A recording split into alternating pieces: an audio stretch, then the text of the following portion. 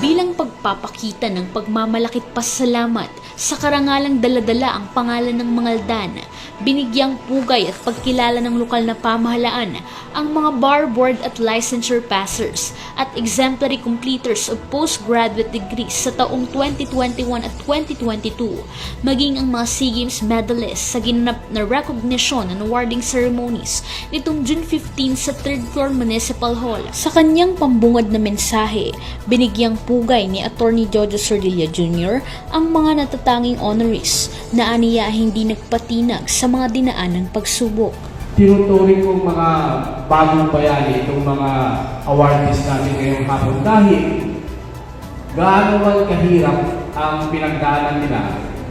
They were able to survive, they were able to pass the exam at nagwagi sila sa Southeast Asian Games.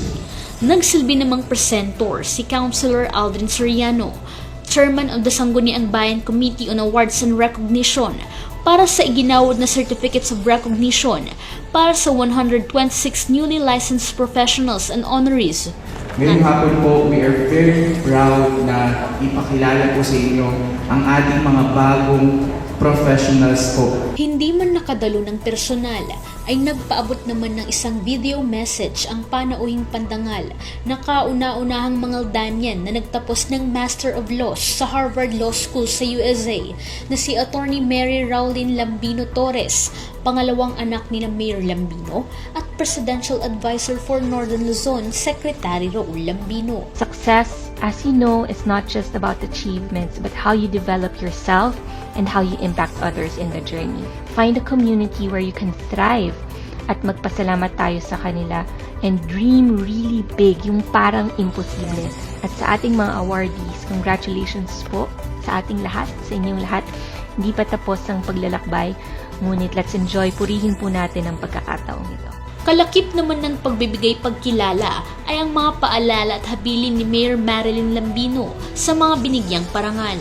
Sa inyong pagkakap at maraming mga karanasan sa buhay, patuloy din po kayo na maging kapaki-pakinabang aktibong membro ng ating lipunan.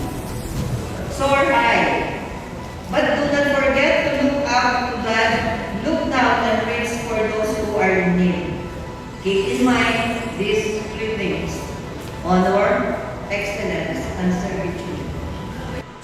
Bukod sa mga newly passed professionals, ay binigyang saludo rin ang mga atletang Mangaldanyan na sina Fritz Aldin Biagtan at May S. Soriano na namayagpag bilang medalist sa Southeast Asian o SEA Games na tumanggap ng tig sa 10,000 piso mula sa LGU. Napakasaya na hindi ko rin expected na yun nga po yung sila, yung mismo yung mga leader natin, yung mismong nag-aano sa atin na yun na, nagbibigay ng importansya. Isang karangalan at napakasayang feeling yun. Galak at pasalamat din ang tugon ng mga bagong professional sa bayan dahil sa pagkilala at parangal na tanggap. Papangako po namin na magtuturo po kami ng hanggat kaya po namin. I-ano namin yung name ng Mangaldan sa kinuha naming larangan.